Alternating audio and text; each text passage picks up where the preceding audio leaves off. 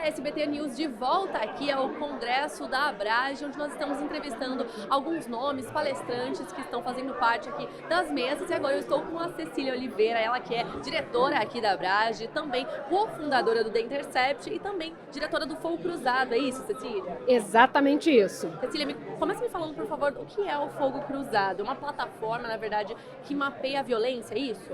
O Instituto Fogo Cruzado é uma instituição, que mapeia ali a violência armada e suas consequências. Então vamos supor assim, acontece um tiroteio na Avenida Brasil, no Rio de Janeiro. A gente pega essa informação do tiroteio, mas também desdobra ela em quem estava envolvido, teve mortes, quem são essas pessoas. Então a gente quebra essa informação em outros indicadores, como idade, local, data, horário. Então todas essas informações relativas à violência armada a gente desdobra em 50 indicadores. E o Fogo Cruzado hoje atua em todas as cidades da região metropolitana do Rio, Recife, Salvador e Belém do Pará.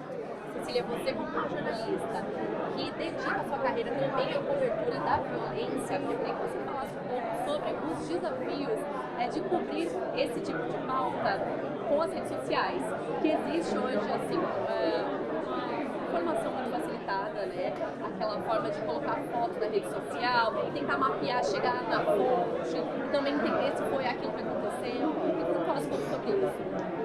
Olha, cobrir violência sempre foi uma coisa desafiadora de fazer, porque, infelizmente, esse meio é um meio que, por exemplo, produz pouca informação. Apesar de ser um assunto que afeta nossas vidas há tantos e tantos e tantos anos. Então, vou te dar uma informação assim que nem todo mundo sabe e que deveria saber. Essa informação todo mundo sabe, que o Brasil é um dos países mais violentos do planeta.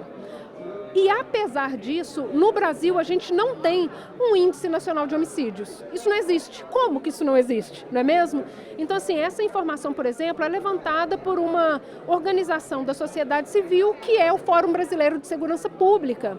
Então, assim, todo mundo sabe que no Rio de Janeiro tem um monte de tiroteio o tempo todo, acontece um monte de chacina e tem um monte de bala perdida. Mas o governo não conta isso. Então, o Fogo Cruzado conta quantas balas perdidas por ano, quantas chacinas por ano, inclusive o número de policiais mortos o próprio governo não conta. E esse tipo de informação é vital para que a gente consiga construir políticas públicas que reflitam a realidade. Porque vamos supor, se eu estou com dor de cabeça e eu tomo um remédio para dor de dente, não vai funcionar. Então a gente está sempre tomando decisões erradas porque a gente não se baseia em informações corretas. Então esse é o grande desafio de cobrir segurança pública, porque como que você faz uma cobertura realmente assim, complexa, fundamentada, com um histórico, se você não tem as informações? Então o desafio é criar novos meios de obter essas informações para fazer uma cobertura que realmente mostre ao público o que está acontecendo, por que isso está acontecendo, o que evitaria essa situação de acontecer. Então, esse é o desafio. Nós estamos falando aqui sobre coberturas, então, no caso, sobre esse conteúdo para jornalistas, mas o Fogo Cruzado está disponível para qualquer pessoa que queira acessar, é isso? Exatamente. O Fogo Cruzado, ele nasceu da dificuldade que eu tive como jornalista de obter informações. Então, isso é a nossa regra. A informação tem que estar disponível o tempo todo, para todo mundo. Então a gente tem isso no nosso site. Temos também uma API, que é uma aplicação que permite que você baixe os dados em tempo real e cruze com qualquer outra informação. Então você consegue, inclusive, desdobrar isso em outras coisas, Por exemplo, a gente tem o dado do tiroteio, mas você quer saber especificamente, por exemplo, quantos tiroteios em volta de escolas?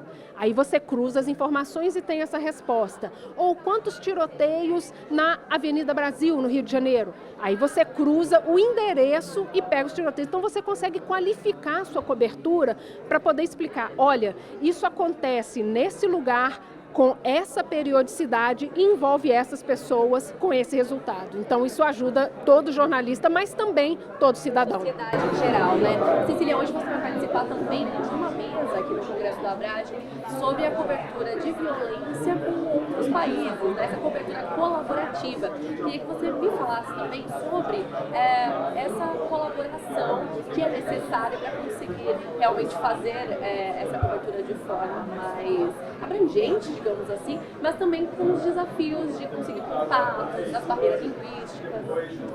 Então, essa é uma questão assim que é de fato um desafio, porque assim, tráfico, vamos pegar tráfico de drogas, não é um problema que acontece, vamos supor aqui, lá no Complexo do Alemão, apenas. O que acontece no Complexo do Alemão vem de uma rede enorme, porque a gente sabe que, tipo, as drogas, elas não são plantadas ali, né?